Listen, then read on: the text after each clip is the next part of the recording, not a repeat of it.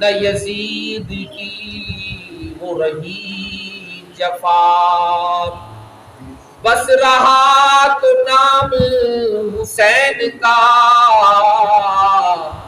جسے زندہ رکھتی ہے کربلا۔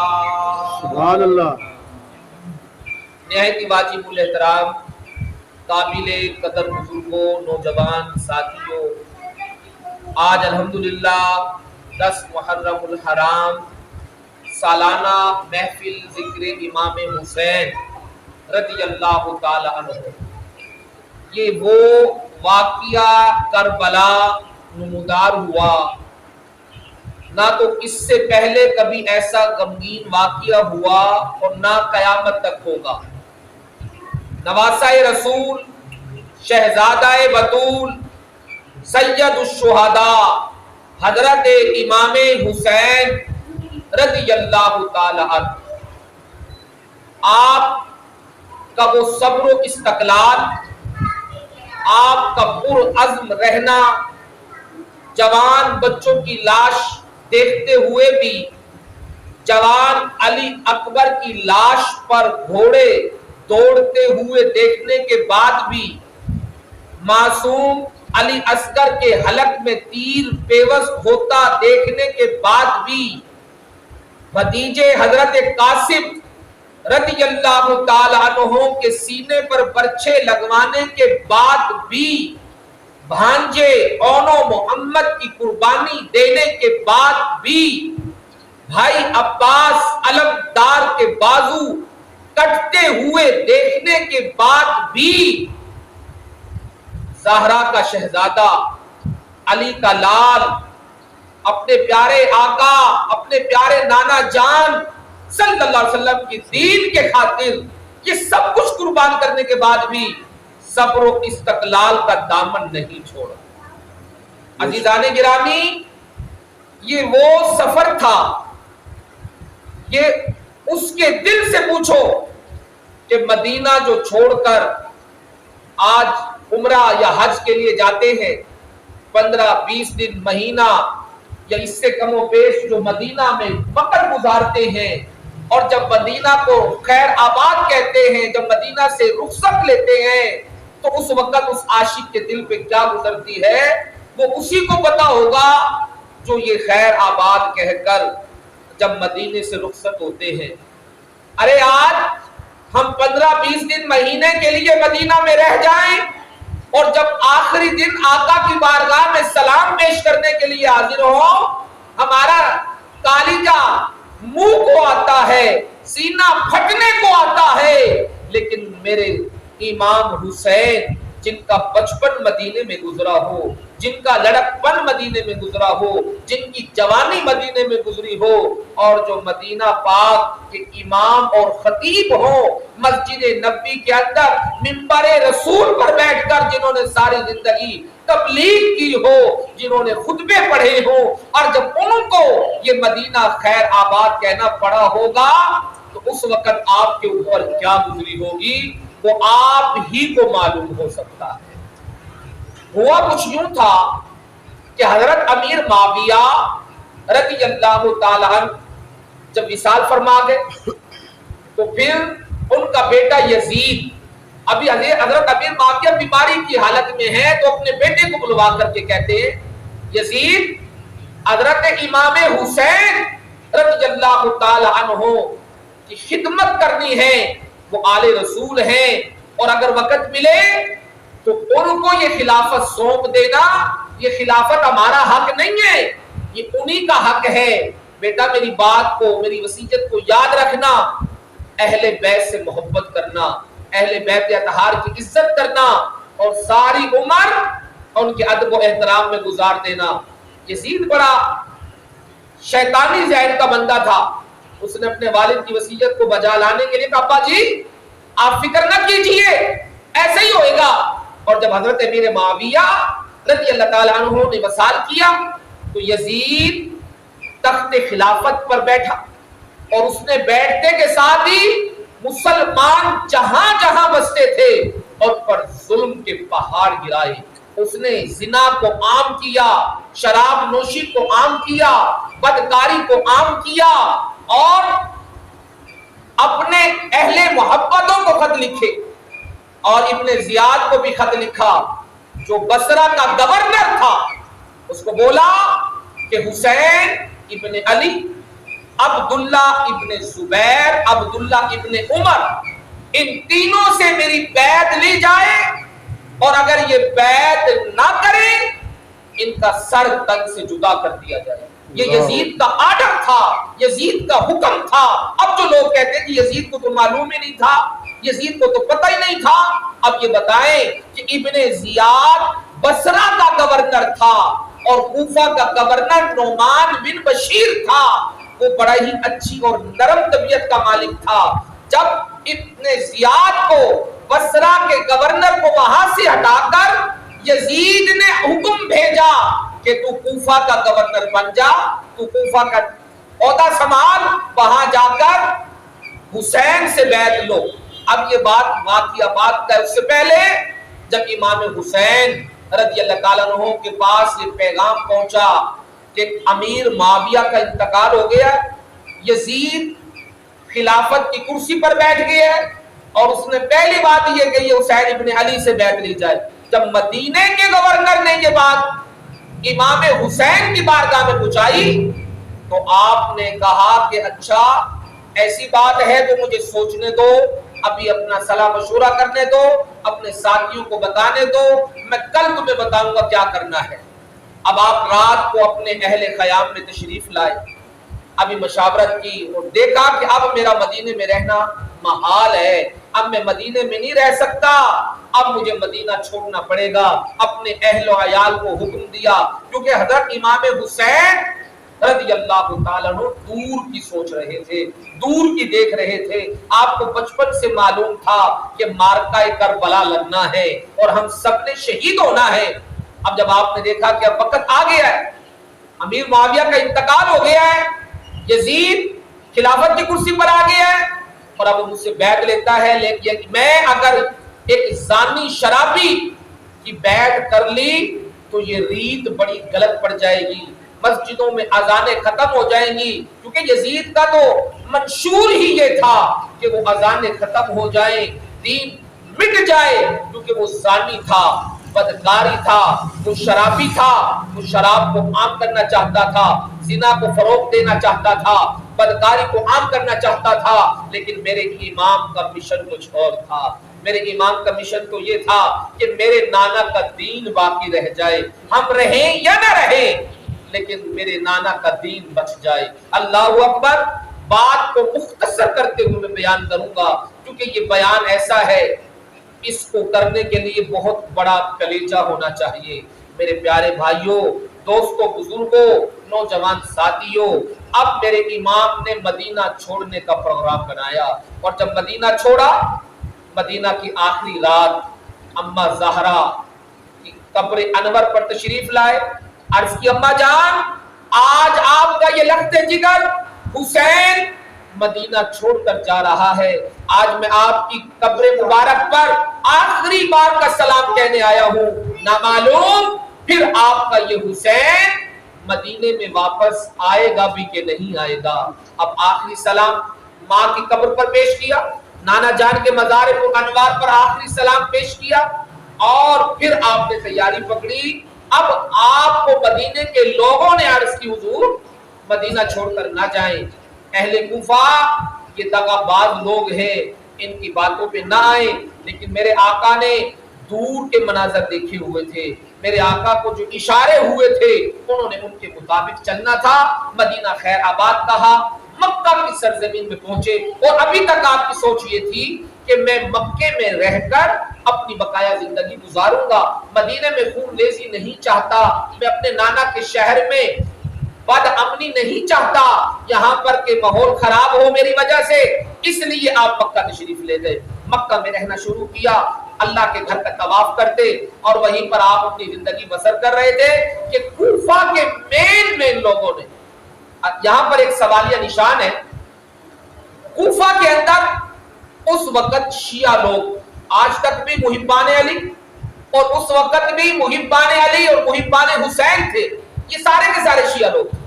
اب انہوں نے آج ایک نیا پیغام دیا ہے کہ وہاں کوفہ میں حضرت امام حسین کو بلانے والے سنی تھے، جبکہ کوفہ کا رہنے والا وہاں شیعہ حضرات مشہور تھے آج بھی اور اس دور کے اندر بھی، کیونکہ حضرت علی کو بلانے والے شیعہ تھے اور ان کو وہاں پر پھر شہید کروانے والے بھی یہی حضرات تھے۔ تو دوستان محترم، بہرحال اس بات کو سمیٹتے ہوئے میرے امام مکہ میں زندگی گزار رہے تھے، مکے کے اندر اپنے ایام زندگی کے بسر کر رہے تھے۔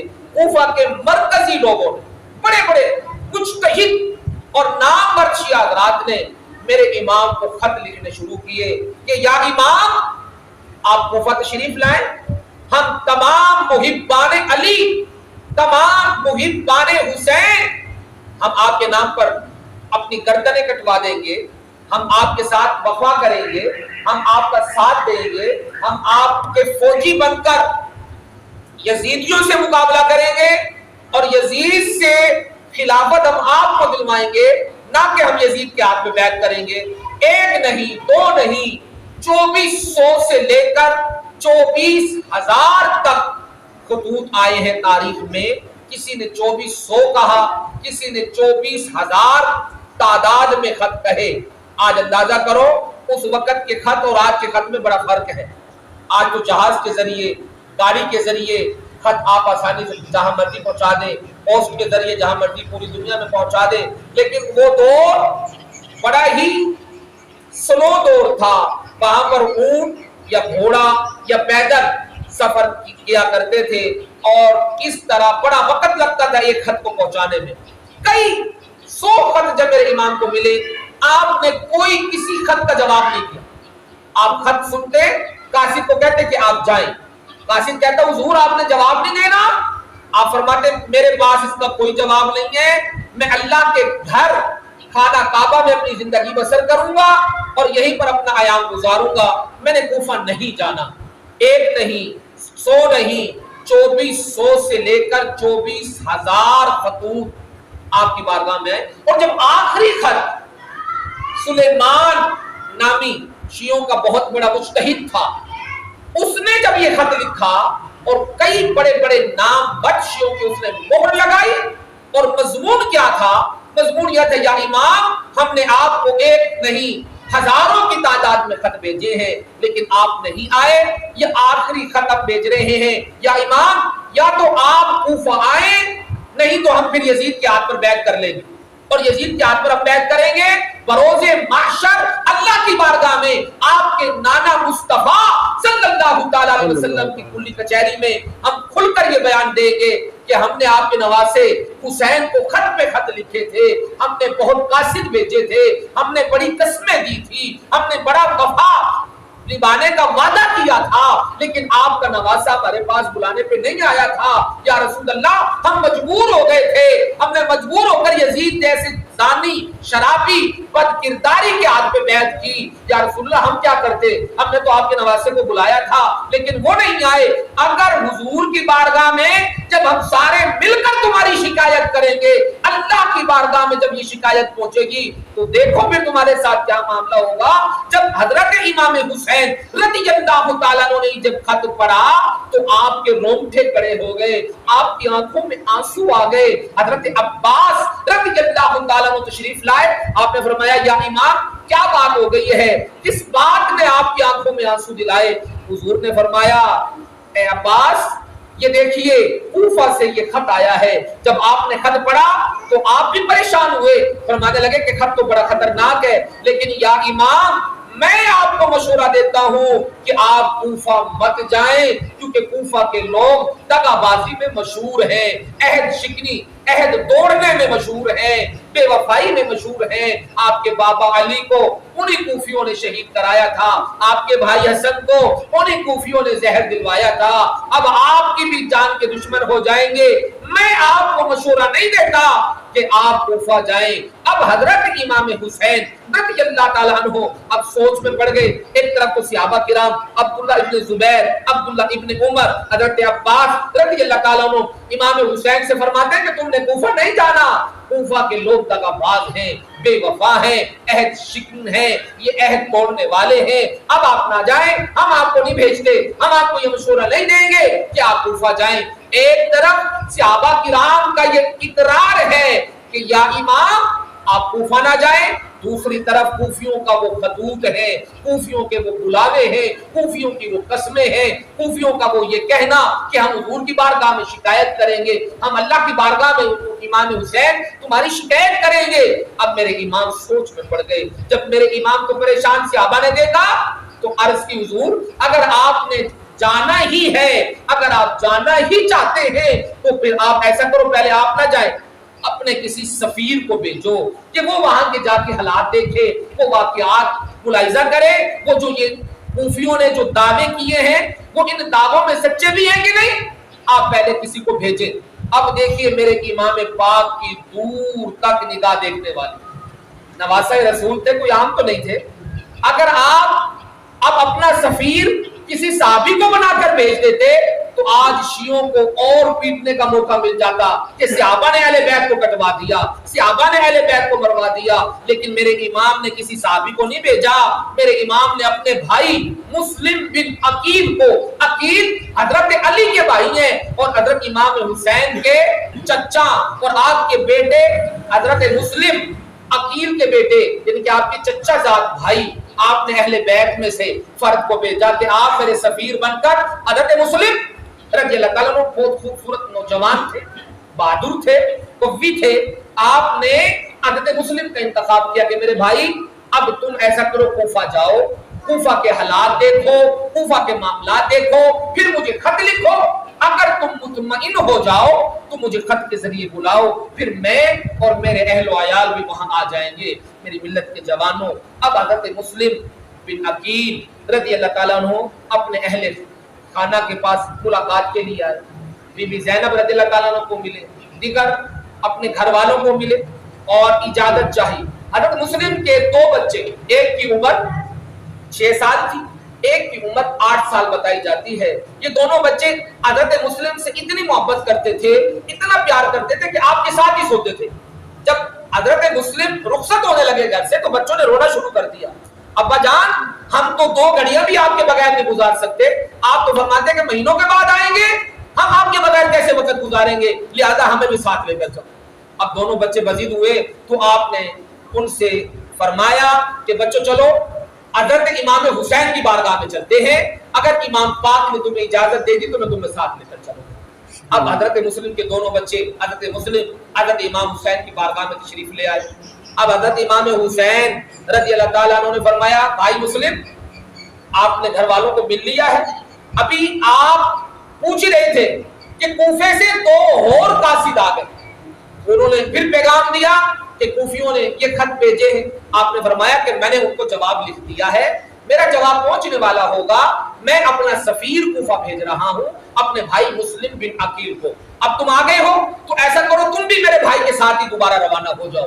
اب یہ چھوٹا سا قافلہ، اب آپ نے ان بچوں کو بھی اجازت دے دی، مسلم بن عقیل اور 2 وہ قاصد، اب یہ چھوٹا سا 4 جنوں پر قافلہ، 5 جنوں پر قافلہ روانہ ہوا کوفہ کے لیے۔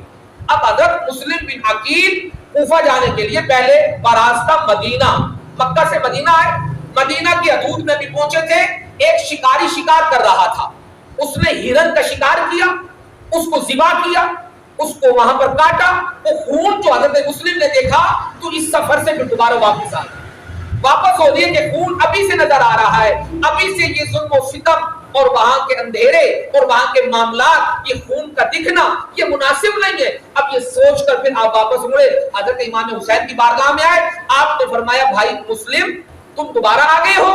عرض کی حضور ہم نے سفر شروع کیا، مدینہ کی حدود میں پہنچے تو ایک شکاری شکار کر رہا تھا، اس نے ہرن کا شکار کیا اور اس کا خون وہاں پر اس نے نکالا، اس کو چیرا کارا، اس کو ذبح کیا، اس کا خون دیکھ کر مجھے وہاں کے مصائب و آلام نظر آ گئے، مجھے کوفہ کی پریشانیاں نظر آ گئی، حضور میں اس لیے واپس آ گیا ہوں۔ تو امام حسین نے فرمایا میرے بھائی مسلم ہم آل رسول ہیں، اولاد علی ہیں، ہمیں مصائبوں سے جھلنا آتا ہے، ہمیں مصائبوں کا مقابلہ کرنا آتا ہے۔ میرے بھائی آپ بغیر کسی پریشانی کے، اب بغیر کچھ سوچے اب آپ سفر شروع کرو اور کوفہ کی طرف روانہ ہو جاؤ۔ اب حضرت مسلم بن عقیل، آپ کے دونوں بچے اور وہ 2 قاصد جو کوفہ سے آئے تھے، یہ 5 جنوں نے پھر سفر شروع کیا۔ حضرت مسلم مکہ سے پہلے مدینہ تشریف لے، اب مدینے میں ایک رات گزاری، نانا جان کے روزے پر حاضری دی، اما فاطمہ الزہرا سلام اللہ علیہا کی روزے پر سلام پیش کیا، رات عبادت میں گزار کر پھر مدینے کے سے 2 لوگ وہ لیے جو راستے سے واقف تھے، ان سے آپ نے معاوضہ طے کیا کہ آپ اتنے پیسے ہم سے لے لینا، ہمیں جلدی راستے سے کوفہ پہنچانا ہے۔ انہوں نے بھی منظور کیا، پیسے طے ہو گئے، وہ 2 لوگ اور آپ کے قافلے میں شامل ہو گئے جن کو راستہ اچھا آتا تھا اور وہ کہتے تھے ہم جلدی کوفہ پہنچائیں گے۔ اللہ کا کرنا کیا ہوا، اب یہ جب سفر شروع ہوا مدینے سے کوفے کا، تو یہ مہارت رکھنے والے، راستے کو جاننے والے دونوں ساتھی یہ بھی راستہ بھول گئے۔ اب راستے سے ایسا بھٹکے کہ ایسے راستے میں چلے گئے جہاں پانی تک بھی نہیں ملا۔ اب وہاں کے حالات واقعات دیکھتے ہوئے، پیاس کی شدت نہ برداشت ہوتے ہوئے، وہ دونوں لوگ جن کو معاوضہ طے کر کے حضرت مسلم بن عقیل نے اپنے ساتھ لیا تھا، وہ دونوں کے دونوں راستے میں فوت ہو گئے، ہلاک ہو گئے۔ پھر حضرت مسلم بن عقیل پریشان ہوئے اور ان قاصدوں میں سے جو 2 قاصد کوفہ سے آئے ہوئے تھے، ایک قاصد کو آپ نے فرمایا کہ جاؤ میرے امام حسین کی بارگاہ میں یہ میرا خط پہنچاؤ۔ خط میں کیا لکھا کہ بھائی حسین، میں مدینے میں رات گزاری، مدینے میں ہم نے آرام کیا، عبادت کی، نانا جان کے روزے پہ سلام پیش کیا، پھر میں نے 2 لوگ منتخب کیے ایسے جو کوفہ ہمیں جلدی پہنچا دے۔ اب وہ 2 لوگ ہمارے ساتھ تھے لیکن خدا کی طرف سے پھر راستہ بھول گئے اور ایسا بھٹکے کہ وہ دونوں راستے میں ہلاک ہو گئے۔ مجھے پھر وہاں کے مسائل نظر آ رہے ہیں، وہاں کی پریشانیاں نظر آ رہی ہیں، وہاں کوفے کی مصیبت نظر آ رہی ہے۔ اب میرے لیے کیا حکم ہے، کہو تو میں کوفہ کی طرف جاؤں، کہو تو واپس مکے کی طرف آؤں۔ میرے امام پاک نے جب خط پڑھا تو پھر آپ نے حضرت مسلم بن عقیل کے نام پہ ایک خط اور لکھا، فرمایا مسلم میرے بھائی، میں نے تمہیں پہلے بھی کہا ہے کہ ہم آل رسول ہیں، اولاد علی ہیں، ہم مصائب سے نہیں گھبراتے، آپ جتنی جلدی ہو سکے کوفہ پہنچو۔ بس پھر حضرت مسلم نے تیز سفر شروع کیا اور کوفہ پہنچ گئے۔ کوفہ پہنچے، کوفہ کے لوگوں نے آپ کا بڑا جاہ جلال سے استقبال کیا، آپ کا بڑے ہی معاملات سے بڑی شہرت دی، بڑی عزت دی، بڑی توقیر بخشی۔ کئی ہزار کوفیوں نے حضرت مسلم بن عقیل کے ہاتھ پہ حضرت امام حسین کے نام کی بیعت کی اور اپنی محبت کا اظہار کیا۔ بس یہ محبت کا اظہار اس وقت تک تھا جب تک ابن زیاد مرجانہ کوفہ میں نہیں پہنچا۔ جب کوفیوں میں یہ بات ہوئی کہ ہزاروں کی تعداد میں حضرت مسلم کے ہاتھ پر لوگوں نے بیعت کر لی، تو ایک یزید کا جاسوس وہاں تھا، اس نے یزید کو خط لکھا، یزید تو کہاں سویا ہوا ہے، یہاں تو ہزاروں کی تعداد میں حضرت امام حسین کے نام کی بیعت حضرت مسلم کے ہاتھ پر کر لی ہے، تو کہاں بیٹھا ہے؟ اگر تو اسی طرح سویا رہا تو تیرے ہاتھ سے یہ تخت و تاج چلا جائے گا، تیرے ہاتھ سے یہ خلافت چلی جائے گی، اگر تو کچھ کر سکتا ہے تو جلدی کر۔ یزید کو جب یہ خط ملا، یزید نے فوراً ابن زیاد مرجانہ کو خط لکھا کہ تو بصرہ سے معزول ہو جا اور تو کوفہ کا گورنر بن جا، وہاں نعمان بن بشیر کو معزول کر دے اور اس کی جگہ تو گورنر بن، اور وہاں امام حسین کے چچا زاد مسلم بن عقیل اور اس کے بچے آئے ہوئے ہیں، لہذا ان سے میری بیعت لے، اگر بیعت کرتے ہیں ٹھیک ہے، نہیں تو ان کو سر تن سے جدا کر دے، ان کو شہید کر دے۔ اب ابن زیاد اس راستے سے کوفہ داخل ہوا جس راستے سے حضرت امام حسین نے تشریف لانا۔ یہ بڑا ہی مکار قسم کا بندہ تھا، بڑا ہی چلاک اور ہوشیار قسم کا تھا۔ اللہ اکبر، لوگوں نے کہا دیکھو بھی امام حسین تشریف لے آئے، اور اس نے چہرے پہ نقاب کیا ہوا تھا، چہرے پہ نقاب ڈال کر وہ کوفہ رات کے اندھیرے میں داخل ہوا، اور جب لوگوں نے دیکھا وہ امام پاک نہیں، وہ تو ابن زیاد ہے۔ اس ظالم نے کوفہ داخل ہوتے ہی کوفہ کے بڑے بڑے نام برد لوگوں کو طلب کیا۔ کوفہ کے جو جیسے ایک خاندان کا ایک فرد تھا سردار، उस सरदार को बुलाया, दूसरे खानदान के दूसरे सरदार को बुलाया। इस तरह बड़े बड़े लोगों को उसने फौरन तलब किया और उनको कहा, अगर तुम अपने खानदान वालों की जिंदगियां चाहते हो, अगर तुम अपने बच्चों के गले अपने तन पे दुरुस्त देखना चाहते हो, तो जिन्होंने हजरत मुस्लिम के हाथ पर बैठ की है उनको अपने पास बुला लो। अगर वो आगे ठीक है, वरना तुम मुझे जानते ही हो कि मैं कौन हूं, मैं इब्न ज़ियाद हूं, मैं उनके धड़ों से उनके सर उतार दूंगा। बड़ी उसने वहां जालिमाना वहशाना गुफ्तगू की, कुछ लोगों को पैसों की लालच दी, कुछ लोगों को डराया धमकाया। बस फिर ऐसे ही हुआ। उन कबीले के सरदारों ने, अपने अपने कुनबे के सरदारों ने अपनी अपनी बिरादरी के लोगों को आवाजें देना शुरू कर दी। क्या तो हज़रत मुस्लिम बिन अकील का वहां इस्तकबाल किया जा रहा था, क्या दावतें की जा रही थी, क्या उनके हक पर नारे लगाए जा रहे थे, या फिर कुछ 100 की तादाद में, कोई 50 की तादाद में, कोई 20 की तादाद में टोलियां निकलती गई, खामोशी के साथ वहां से गायब होते गए। आखिरकार वो वक्त आया कि हजरत मुस्लिम बिन अकील तनहा रह गए और अकेले रह गए। आपको बड़े ही जालिमाना तरीके से जालिम इब्न ज़ियाद ने आपको शहीद कराया। आपको दारुल खिलाफा की छत से ऐसा धक्का दिया कि आप इतनी ऊंचाई से नीचे गिरे और अपने रब ताला की बारगाह में पेश हो गए। फिर आपके नन्हे मुन्ने बच्चों का भी वाकया इसी तरह है, वो आप छुपते छुपाते आखिरकार इन जालिमों के हाथ वो भी शहीद हो जाते हैं। और शहीद होने से पहले हज़रत मुस्लिम बिन अकील रज़ी अल्लाह ताला वहां पर से खत लिखा कि इमाम हुसैन के नाम, कि मेरे इमाम को ये खत लिख दो। पहला खत तो मैंने लिखा था, बड़ा ही मुतमईन खत था। मैंने उनको तसल्ली दी थी कि या इमाम आप तशरीफ लाएं, ये लोग बड़ी मोहब्बत करने वाले हैं, बड़ी अकीदत रखने वाले हैं, आपके नाम पर मर मिटने के लिए तैयार हैं। लेकिन जब मैंने ये मंजर देखा तो आपने शहीद होने से पहले एक खत और लिखा और एक मोहब्बत करने वाला जो आपके पास था उसको कहा कि ये खत मेरे इमाम के पास तू पहुंचा दे, बस तेरा हक अदा हो जाएगा। वो दौड़ा और इमाम पाक उस वक्त रास्ते में थे, मक्का से सफर शुरू हो चुका था। जब कूफा के रास्ते में इमाम पाक को वो खत मिला तो आपने फरमाया कि अब पीछे जाना मेरे लिए दुरुस्त नहीं है, अब जो खुदा की तकदीर होगी वही मर्जी शब्बीर की होगी। अल्लाहु अकबर, बरज़ा रज़ाए इलाही, जो मेरे रब की रजा है मैं उस रजा में राजी हूँ। मुझे बच्चे लुटाने पड़े मैं लुटाऊंगा, मुझे कुनबा गंवाना पड़ा मैं गंवाऊंगा, मुझे अब्बास के बाजू कटाने पड़े मैं कटवाऊंगा।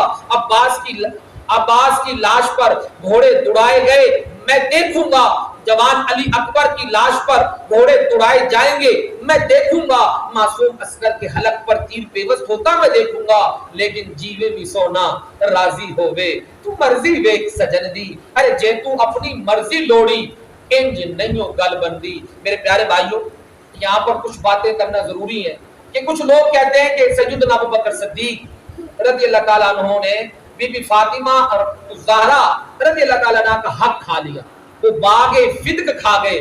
जबकि मैं आज आपको एक बात खुलकर समझा जाऊं कि ये जो नबी की विरासत होती है, जब नबी करीम अलैहिस्सलातु वस्सलाम ने पर्दा फरमाने लगे तो सैयदना अबू बकर सिद्दीक रज़ी अल्लाह ताला अन्हु से फरमाया कि अबू बकर, नबी की विरासत में तकसीम नहीं होती, उनकी औलादों को नहीं मिलती, वो बल्कि सदका कर दी जाती है। क्या कर दी जाती है?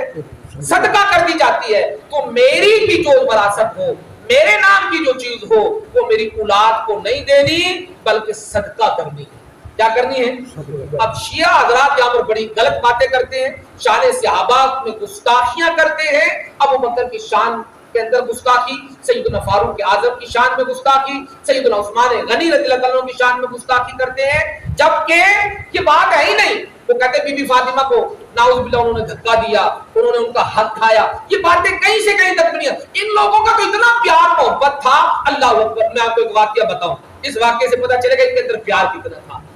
हज़रत अली रज़ियल्लाहु ताला अन्हु की अभी शादी नहीं हुई, बीबी फातिमा तो ज़हरा सलामुल्लाह अलैहा जवान हुई तो बड़े बड़े कुरैश सरदारान के घरों से रिश्ते आने शुरू हो गए। तो मेरे आका ने फरमाया कि मैं अपनी बेटी का रिश्ता खुद नहीं करूंगा अपनी मर्जी से, बल्कि मेरी बेटी फातिमा का रिश्ता अल्लाह तबारक व तआला अपनी मर्जी से करेंगे। सुभान अल्लाह। अजीम लोग हैं, अल्लाह अकबर। अब जब सैयदना अबू बकर सिद्दीक, सैयदना फारूक आज़म और हज़रत सअद रज़ियल्लाहु ताला अन्हु, ये तीनों सहाबा इकट्ठे बैठे गुफ्तगू कर रहे हैं मस्जिद के अंदर कि यार بڑے بڑے سرداران قریش کے گھروں سے ہمارے نبی کی شہزادی کے لیے رشتے آئے، لیکن حضرت علی نے رشتے کا سوال کیوں نہیں ڈالا؟ انہوں نے کہا یہ کون سی بات ہے، چلتے ہیں حضرت علی سے پوچھ لیتے ہیں۔ اب تینوں صحابہ، یہ تینوں صحابہ سیدنا ابوبکر صدیق، سیدنا فاروق اعظم اور حضرت سعد رضی اللہ تعالیٰ عنہ، یہ تینوں صحابہ حضرت علی کے گھر ہیں۔ گھر پتہ کیا تو گھر والوں نے بتایا کہ حضرت علی تو باغ میں مزدوری کرنے کے لیے گئے ہوئے۔ یہ تینوں صحابہ وہاں پہنچ گئے۔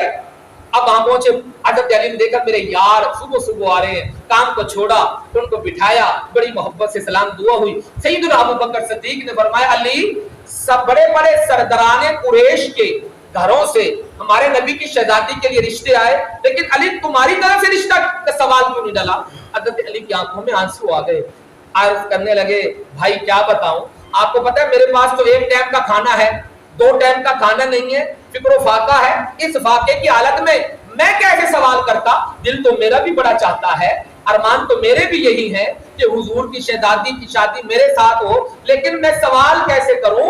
غربت بہت ہے۔ حضرت سیدنا ابوبکر صدیق، حضرت فاروق اعظم، حضرت سعد رضی اللہ تعالیٰ عنہ نے فرمایا بھائی تم کیوں فکر کرتے ہو، ہم ہیں نہیں تمہارے بھائی؟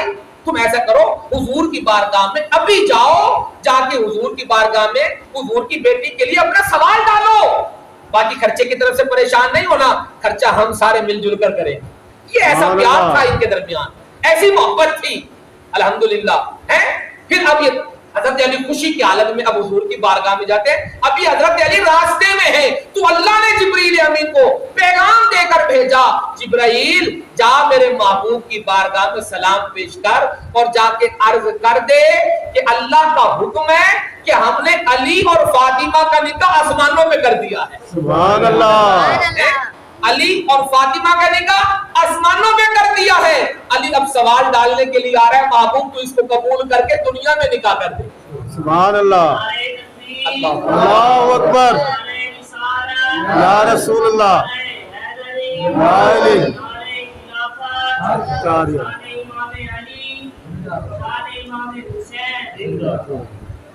اب حضرت علی رضی اللہ تعالیٰ عنہ حضور کی بارگاہ میں تشریف لائے، بڑی شرمانہ انداز میں، شرم آ رہی ہے، سوال بھی نہیں کیا جا رہا۔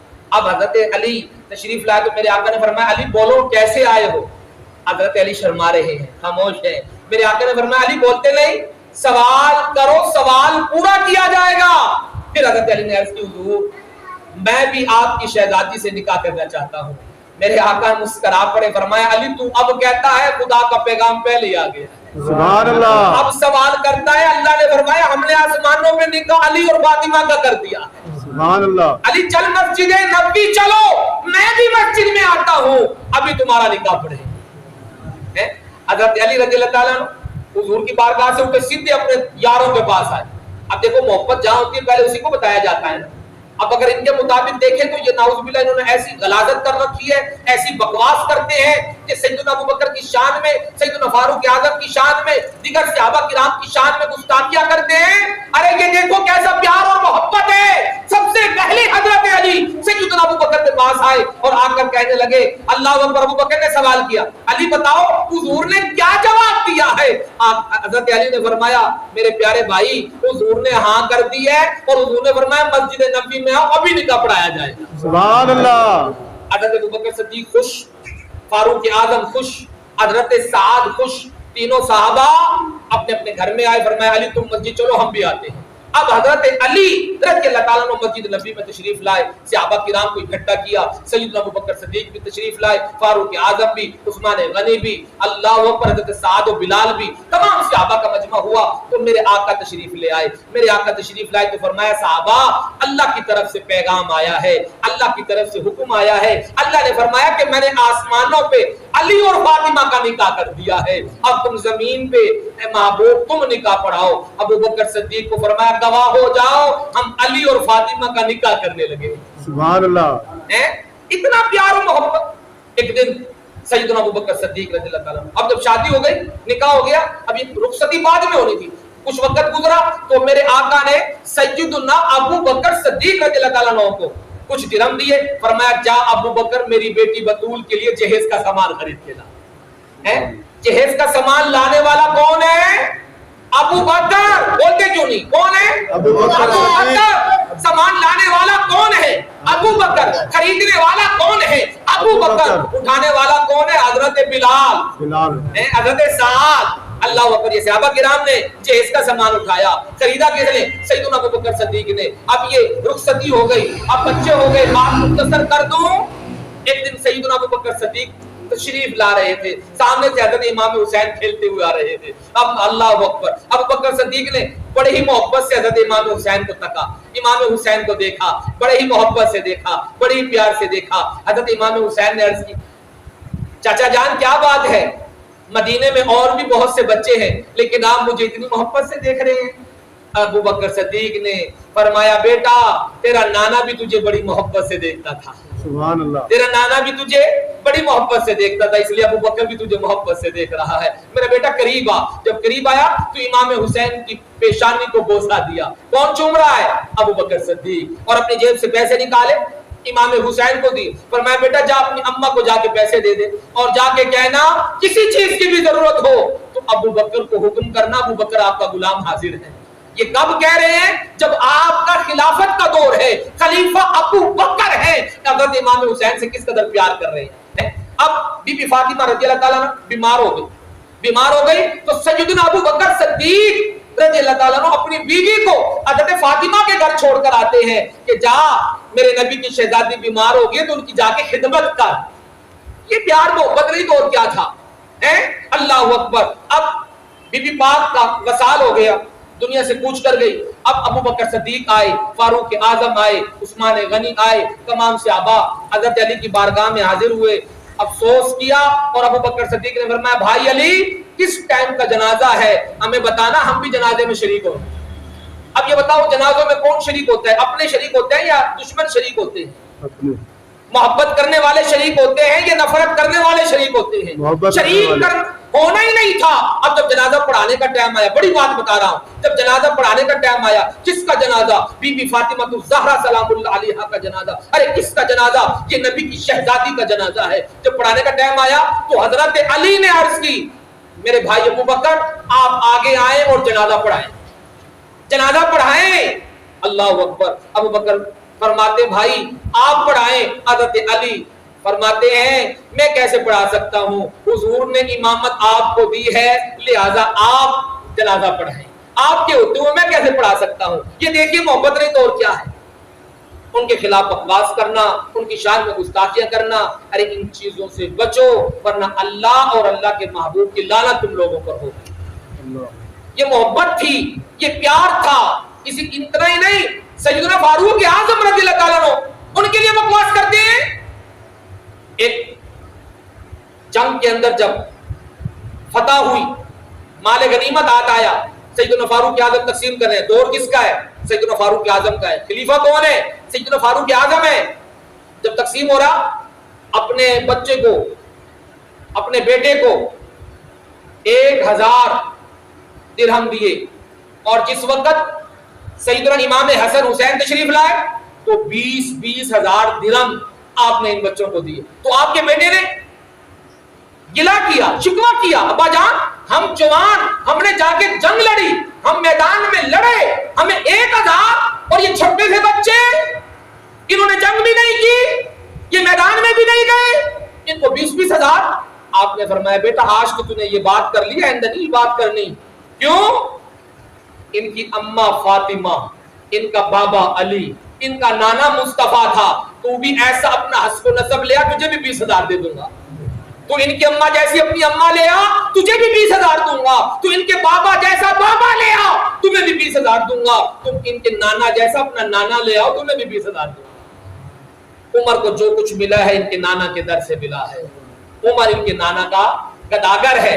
तो ये अकीदा था सहाबा किराम का, ये प्यार मोहब्बत की अहले बैत से। और मैं वो सुन्नी हूँ जमीले कादरी मरने के बाद मेरा लाशा भी कहेगा अस्सलातु वस्सलाम। अल्हम्दुलिल्लाह अहले सुन्नत वल जमात सहाबा किराम इस आग का नूर, तो अहले बैत इस आग का नूर है। आखिरी नक्शा बयान करके इजाजत चाहूंगा। अब 10 मुहर्रम का दिन आ गया।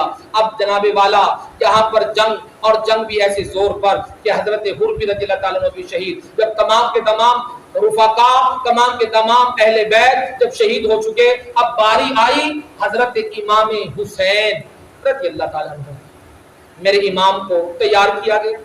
کیا تیاری تھی؟ اندازہ کیجیے. آپ کو امامہ شریف جو سر پر پہنایا گیا، دستار جو باندھی گئی، وہ اپنے نانا جان کی دستار، وہ والی دستار جو میرے آقا نے معراج کے وقت سر پہ رکھی. دیکھنے میں تو وہ سیدھا تھی، لیکن کتنی برکت والی تھی جو حضور نے سر پہ رکھ کر معراج پہ اللہ کی بارگاہ میں گئے تھے. وہ دستار حضرت امام حسین نے سر پہ باندھی، اور حضرت امیر حمزہ کا جبہ آپ نے بدن پہ پہنا، اور بھائی حسن رضی اللہ تعالیٰ عنہ کا اللہ اکبر پٹکا اپنے موڈے پہ لیا، اور بابا علی کی وہ حیدر کرار ذوالفقار تلوار اپنے ہاتھ میں لی. تو بی بی زینب رضی اللہ تعالیٰ عنہ دیکھ رہی تھی اور کہنے لگی بھیا ذرا 1 منٹ تو رک جاؤ، 1 منٹ رک جاؤ، ایک چیز کی کمی رہ گئی ہے.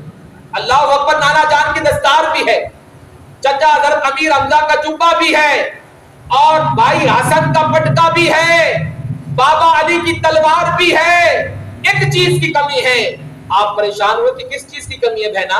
ابھی آپ اندر گئی، ایک پرانے سے صندوق میں سے ایک چادر نکال کر لائی. فرمایا یہ اما فاطمہ کی چادر ہے، یہ اما فاطمہ کی چادر موٹے پہ لے. اللہ اکبر. اب وہ چادر اڑائی. اب میرے امام نے تھوڑی دیر کے لیے خاموشی کی، آنکھوں میں آنسو آئے. بی بی پاک نے پوچھا بھیا کس چیز نے آپ کو رلا دیا؟ جوان علی اکبر گیا، آپ نہیں روئے. حضرت عباس گئے، آپ نہیں روئے. اللہ اکبر. حضرت قاسم شہید ہوئے، آپ نہیں روئے. اونو محمد نے قربانی دی، آپ نہیں روئے. معصوم علی اصغر کے حلق پہ تیر پیوست ہوا، آپ نہیں روئے. اب آنکھوں میں آنسو کیوں آ گئے؟ اب پھر عرفتن فرمانے لگے بہنا بس خیال آ گیا، جس وقت میرا نانا معراج پہ جانے لگا تو براق سواری بن گئی. براق پہ چڑھانے والے جبریل اور اسرائیل دیگر فرشتے تھے.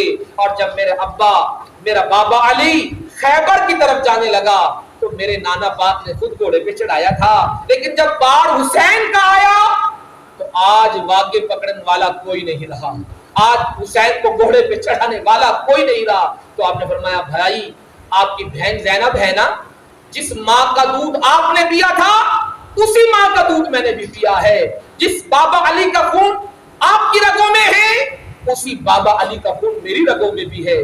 آپ نے فرمایا بہن ابھی تک میں نے بڑی بہادری سے، بڑی دلیری سے، بڑے صبر و استقلال سے یہاں پر مقابلہ کیا ہے، اور میں انشاءاللہ اسی حالت میں شہید بھی ہو جاؤں گا، لیکن مجھے بات کی فکر ہے کہ بی بی فاطمہ کے پردے پہ آنکھ نہ آ جائے.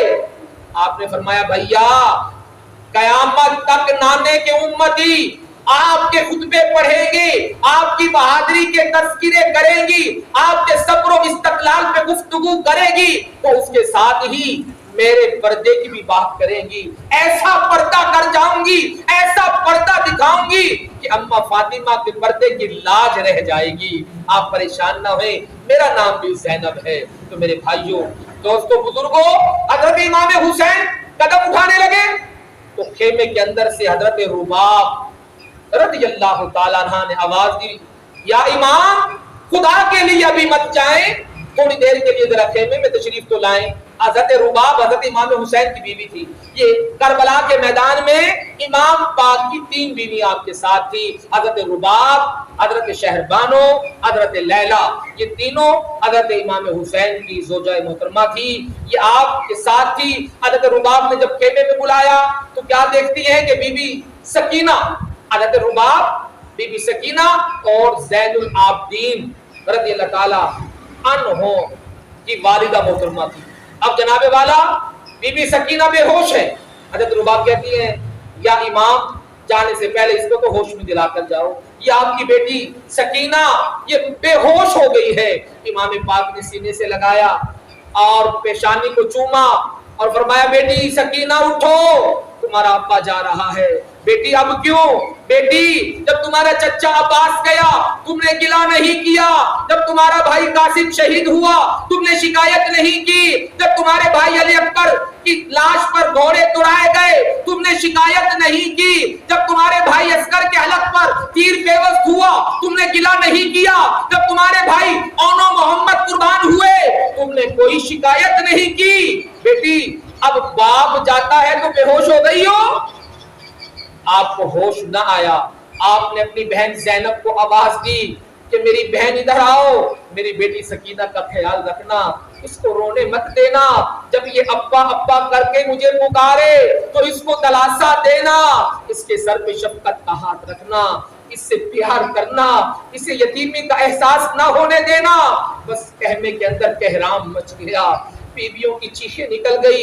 میرے امام پاک جب خیمے سے باہر نکلے، اپنے گھوڑے پر سوار ہوئے، ارے گھوڑا بھی وہ عام گھوڑا نہ تھا، جب گھوڑے پر سوار ہوئے گھوڑے کو اشارہ کیا، گھوڑے چل، میدان کے کارساز کی طرف چل، گھوڑا نہیں ہلا، گھوڑے نے سر ہلایا لیکن اپنی زبان سے کچھ کہنے لگا، اور عرض کی گھوڑے نے، یا اللہ مجھے تو کاش زبان دیتا، میں بھی اپنے امام کو کچھ کہتا، اللہ اکبر، لیکن اشارے سے وہ نہ چلا۔ امام نے پھر ایڑی ماری، گھوڑا نہ چلا، امام نے پھر چلانا چاہا، گھوڑا نہ چلا۔ اب حضرت امام حسین نے جب دیکھا تو آپ کی بیٹی سکینہ نے گھوڑے کی لگام تھامی ہوئی ہے، گھوڑا کیسے چل سکتا تھا؟